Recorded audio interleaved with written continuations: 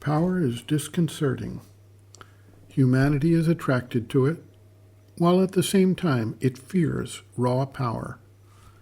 It is often said, power corrupts. Absolute power corrupts absolutely.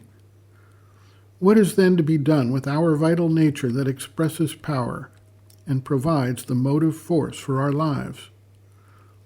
Those inclined to asceticism respond that power needs to be avoided, rejected, disregarded. The only thing that matters from that viewpoint is knowledge based in oneness. If powers arise, they are considered to be temptations and should not be developed or followed. Those who focus on the external life and its development tend to worship at the altar of power. They want to accumulate it. They want to deploy it.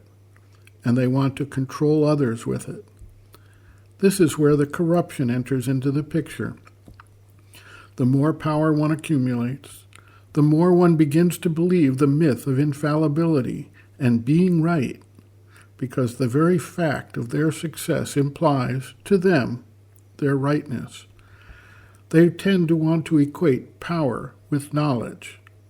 This occurs even in the service of a religious ideal. Witness the Holy Inquisition, the conversion at the point of a sword, the burning of witches, the Crusades, the development of laws to enshrine a particular doctrine in place and use these to penalize those who hold differing beliefs, and other abuses of power in the name of God. We try to put a control on power. Society sets up rules, moral codes, guidelines for the right use of power and the wrong use of power. Yet these rules are disregarded by those who actually accumulate power in the form of wealth, political or social influence, or simply use brute force to exert their will upon others and the society at large.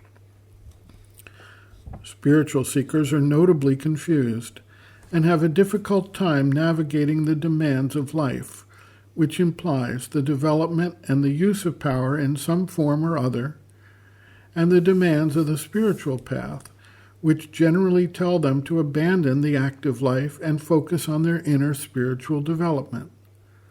The result has been the begging bowl, the vows of poverty, and the retreat into the caves, the mountains, or the deserts.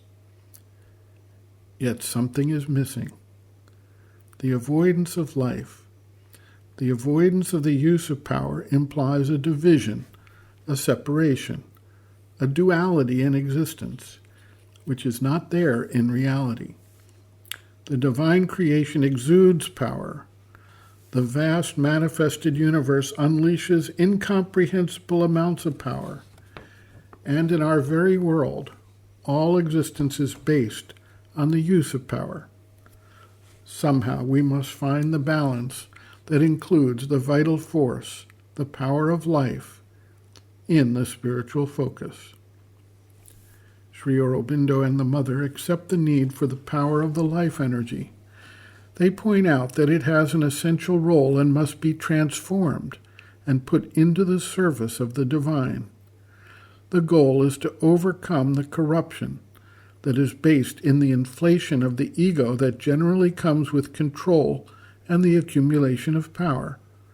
The role of power should not be in conflict with the role of knowledge, harmony, beauty, or love. All these aspects of the divine manifestation are intended to balance and harmonize in the eventual perfection of human life, for which we are striving. In his book, The Mother, Sri Aurobindo takes up the role of power in its various forms and how to transform one's use of power to put it at the service of the divine. He describes what it means to be a true doer of divine works. He takes up the role of money as a sign of a universal force that needs to be deployed to increase the beauty, harmony, and balance in the world.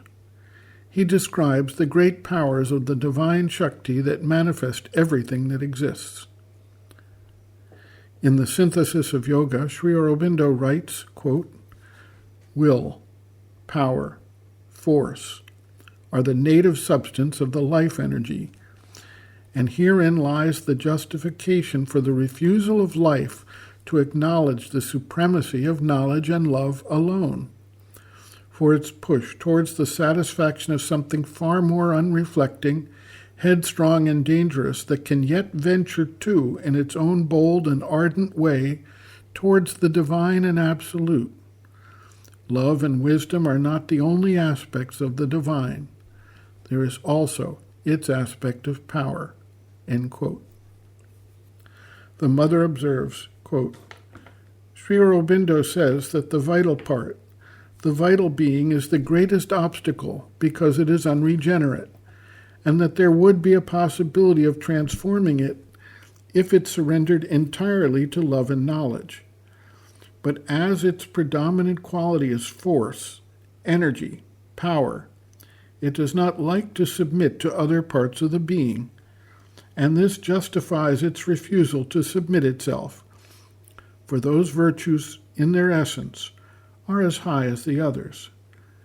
That is why it has neither the same power or the same capacities, for it is not developed, it has not surrendered, and this is what causes the dilemma.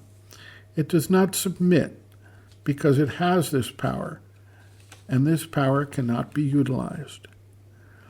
If the vital were a mediocre being without definite qualities, there would be no difficulty in its surrendering, but it would be altogether useless.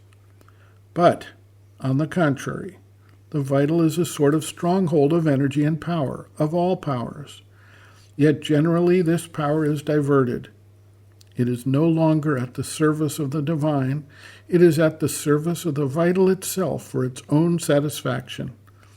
So, as long as it is like that, it cannot be used. It should come to understand that this energy and power which it feels within itself cannot become useful unless it enters into perfect harmony with the divine plan of realization on earth.